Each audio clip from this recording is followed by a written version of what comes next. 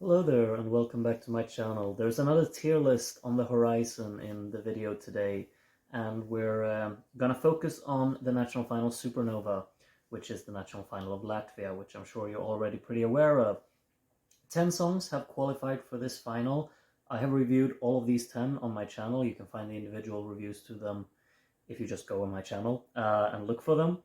And it's been a selection of its ups and downs, I gotta be honest. I think a few of these I will have to put in the lowest category here on the tier list that you can see on the screen.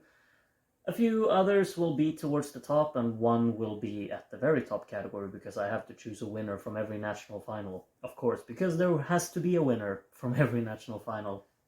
But for this selection, or well, for all of the selections, I'm moving my way from the least favorite up to my favorite, basically. So we're going to start at the bottom and work our way up. And this is, I don't even know how many national finals I've covered at this point, but this is one in the order of many. So if you want to check out a different national final, a tier list I made for those, you can probably find them on my channel too. But in this video, we focus on Latvia. And if we're going to start from the bottom, I just have to kind of put the song When It All Falls, I think it's called, at the very bottom, because this is the song that I believe has the least amount of substance in this selection. I think, like, there are absolutely strengths within this song. It's a pretty charismatic performance. The staging looks pretty. The chorus is alright melodically and such, but that's kind of where it stops for me, because I think instrumentally this is the weakest song in the selection. It doesn't really offer anything in terms of its instrumental, if I'm completely honest. It's very uninspired in that sense. I don't really think there's too much depth going on here. I don't think there's really a use of dynamics at all. The production quality isn't really on point, and if you really want to get more into my criticisms about the song, I would suggest checking out my review for it, because I don't really find that much or that many things to enjoy about it, unfortunately. It's well performed and it's well sung, and that's really the only saving grace that I can really find about it. It's an unfortunate reality of how I feel about this song, and that's why I think that song is simply not for me. And another song that just simply isn't for me is called Let Me Go, which is, I think it's slightly more interesting, because I think this one has a pretty, like, somewhat interesting staging to it. It also has a melody that I can actually kind of remember. I don't really think that When It All Falls, while it has a melody that's somewhat pleasant, it's not a melody that I really remember.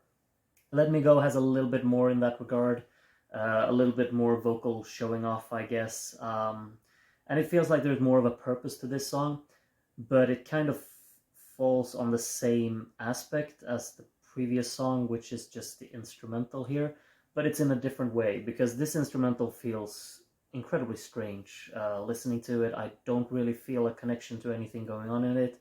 Weird sound design choices, just a very chopped up kind of instrumentation within the song. There are strange instruments being used, one of which sounds completely detuned, which is just a very odd thing to throw into the song. And as an overall package, I just don't really enjoy anything about listening to it, which is kind of a shame. I think this song has, like, at its core, there's something in here. There's a pretty little melody, and there's a pretty arrangement, vocal arrangement wise, but instrumentally, it's just not really something that I would consider being that easy on the ear, I guess. And that's kind of where the issue lies here. So yeah, that one is not for me as well. And while we're still in the not for me category, let's throw in a third song, because this one, however, this one would be for me, but I have to say that this is one of the worst vocal performances in all of the national finals. It's called Love Vibes, this song, which is, like, when I listen to this in studio cut, I would probably put it all the way up in enjoyable, because it has just a pleasant mood to it. It's really, what do you call it, like, catchy. It's kind of an earworm, and melodically has a backing track which is quite upbeat and simply enjoyable. But and then you see it live as well, and you kind of feel like, oh, it's a charismatic little performance. It works well. It's very inviting to the audience. and then you listen to his vocals, and unfortunately that's just really where this one dies. It's so off in every sense of the word, and it's very, very unfortunate because it's something that you can't really look past. When you listen to it, it's all you can think about, which is very, very unfortunate, because there's a song which is quite enjoyable, but it does not shine through whatsoever in a performance like this, unfortunately. But yeah, should we kind of keep the pessimistic comments there, and move up into the more okay category, which is just called It's Alright, because these are songs that I find to be alright. And I would probably consider the song, what is it called? It's by Marcus Riva, Forever, I think it was called. This is just very anonymous songwriting, doesn't really speak to me in any sense of the word, and it's, ambitious little performance. There's choreography in this. There's a nice section towards the end where the instrumental really takes over, but everything leading up to that is very underwhelming in my opinion. The vocal performance isn't that convincing. I just feel like it's a very flat effort altogether. Not really a lot of work has been, or like a lot of passion, I guess, has been put into this. You can kind of feel like it sounds manufactured in a way. There's not a lot of soul or substance to this, and it just passes me by. I don't remember anything about it. It might be melodically pleasant to a certain audience, but to me it doesn't really hook me. It doesn't leave an impression on me. It just needs to be something else. It needs to either be an elevated type of song with more variation, or a more restrained one that actually focuses on minimalism. This is very middle of the road, nothing to really stand out about it, unfortunately, and yeah, it passes me by. It's not a bad effort, but it's just alright. Not much more to it, in my opinion. And I think we can also, I'm really bad with the titles now, but the song by Luis, I'm terribly sorry, but I forgot what the name of the song is.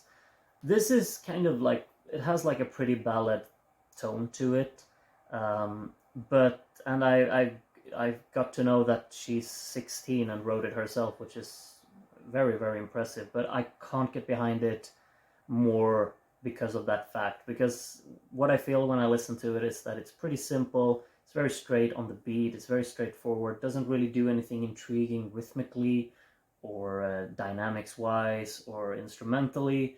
It's very bare bones. It just kind of keeps on the same beat throughout the song. It becomes quite monotonous in that way. Even though melodically there is something here, it's a pretty ballad in that sense. But as an overall package, it's quite underwhelming in my book. Vocals are nice. Melodically, it works. There are parts of the instrumental which I think are also quite like they work in this song. But as this 3 minutes passes by, it just comes more across like an alright ballad, but not much more else to it, unfortunately. And yeah, that's where I stand on that one. We have 5 songs left, and I think these 5 are probably the most enjoyable ones in the selection, the ones that stand out the most to me, at least. And I want to start with the song Tricky, because this one is fun. It's loud, a bit chaotic, has a really fun performance, and just tons of energy, and really knows what it wants to be. It wants to be energetic, it wants to be in your face, it wants to just kind of be a bit reckless and have fun, and that's really what it pulls off as well, I'd say. I think this one is really enjoyable. Cool little performance to it, really just elevates it in that sense. And yeah, an upbeat song that I have a lot of fun listening to, and that's really all there is to it. If you're interested in my more thorough thoughts on the songs, you can, as I said before, check out the individual reviews that are on my channel. But this one, there really isn't that much that I like to talk about regarding it, because it's fun, it keeps me hooked for the 3 minutes, and then I'll move on to the next song. But it's an enjoyable 3 minutes, I like it, I have fun listening to it, and I have fun watching it, so yeah, enjoyable one. And another enjoyable one is Hush, I'd say. This one has really cool verses. I really like them. The hook is also kind of, what do you call it, like playful, with the hush sections really just kind of playing on that whole attitude that it has, and and all that. It works. It's a catchy hook. I think instrumentally it's a bit subpar in terms of the chorus of the song. Also structure-wise, it's a bit on the choppy side. I think the verses are very great. They're assertive, has a dominant beat to them. Nice little drumming in these sections as well.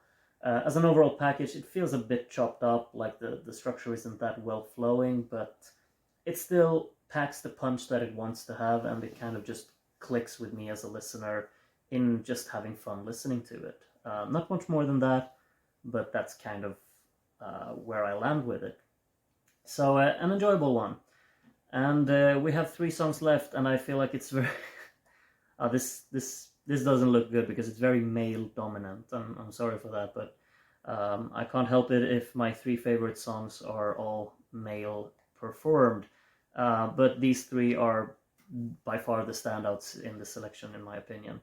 Let's start with You Said. I think it's called You Said, by this really intriguing group that goes for a very well, it's basically just heavy electronica with a lot of playfulness into it. Great little performance to it. I really like their characters on stage that they kind of portray. They're very like what do you call it? Distant visually, and it's very kind of like a static song that just moves in a very stale manner, I guess, but in a good way because they actually play on that kind of approach that they take. It's a very robotic type of song. It really just follows the beat very simply. It's a minimalistic instrumental as well. Very minimal amount of hits that kind of just carry a lot of character to them. The drive becomes like the minimalism turns into a sort of drive in this song, and I think the percussion sounds great. It's well produced, very distinct in its sound design, and the dynamics become very apparent and prominent when you listen to it, especially when the chorus kind of takes over with this robotic vocal hook, which is really nice. And I think it's vocally very well performed as well, and has a nice staging to it. I think everything just clicks here. It's a song that stands out. It's a performance that stands out, and just really, really enjoyable. And this would be a great alternative, in my opinion, for Latvia in Eurovision. Not sure if they would like really click with the audiences and go to the final and whatnot, but it would be a really cool song to have in Eurovision. I would, that's at least in my opinion. But of course I have other preferences, but this one would be really cool. I like it a lot. I think it's really playful and really fun. So great alternative, that one. And Raum with Fake Love would also be a great alternative. This is, early 2000s pop punk, very inspired by that, has a great sound to it, just lovely drumming throughout the song. The ending section of the song is incredible, where the drumming goes double time. The energy just kicks it up a gear, really becomes very intense. But throughout the song, there's a nice chorus melody. It's well sung, well arranged. I like the sound of the bass. I like the sound of the guitars. I think the drumming is insane. You can just make a checklist and check everything off with the whole great pop punk song features this, check, basically. It's just really well put together, well delivered on stage as well. I think the vocal performance is great. The guitars go loud and heavy. The drumming, as I already said, really just kind of pushes it over the line and makes this into a really, really great listening experience, I'd say. The vocal hook is catchy, it's memorable, also has a nice melodic tone to it, which is, I think the delivery, like the drive in the delivery really kind of works in its favor as well. So it's just really well put together and well performed. But still, it does not hold a candle at all to Aya by Southern Lights. I told all of you in my review for this song that I would probably be biased towards it, and I think I was a little bit, but the more I've listened to this song, the more I absolutely just fall in love with everything that this is about. We got the unique time signature, of course, with the 5/4 time signature in the verses and the 6/4 time signature in the chorus, which is just, playful, really well arranged to actually make it work with the vocal melodies on top of that. And it's very seamless as well, how it switches between the sections. and just kind of creates a cohesive listening experience that becomes like a journey still. Instrumentally, it's very, very palpable, I'd say. I love the opening with just the drum machine going absolutely nuts with all these very kind of robotic and industrial sounds that it has. The guitars and the bass join in really kind of in a subtle manner, but very effectively still. I like the bass walks when they join in because they add a lot of like oomph and character to the backing track. Vocally, it's just kind of mesmerizing how intrigued I get by just listening to the vocal delivery of this song. While also the lyrical side of things is really just tied hand in hand with the melodic writing here, and the instrumental backing track. Like the atmosphere that it really establishes for itself is very tangible, I'd say. I think the chorus has a lovely melody to it, really just has this good amount of rhythmic kind of flow, because it's not really very straight on the beat. It's more of a flowing type of delivery in the vocal side of things, which works within the setting that this song creates for itself.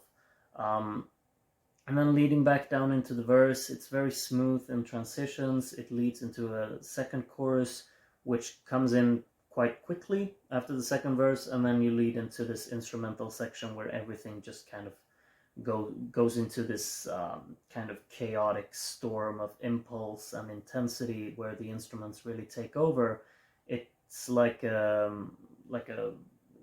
turmoil or just full of turbulence, creating a lot of energy in this section with the instrumental really taking over, putting the vocals towards the back, and just really letting the instruments like kind of scream out all of the intense emotion that's being packed underneath here, before it's unfortunately killed a bit early for the final part of the song, which is the closure, where it becomes kind of like a lullaby-esque, just soul acoustic guitar, small little harmonies from the electric guitar, solely panned in the right ear just to, make it even more detailed, and a beautiful vocal delivery in, of course, that's not sung in English, which just kind of makes it even more intimate in that sense.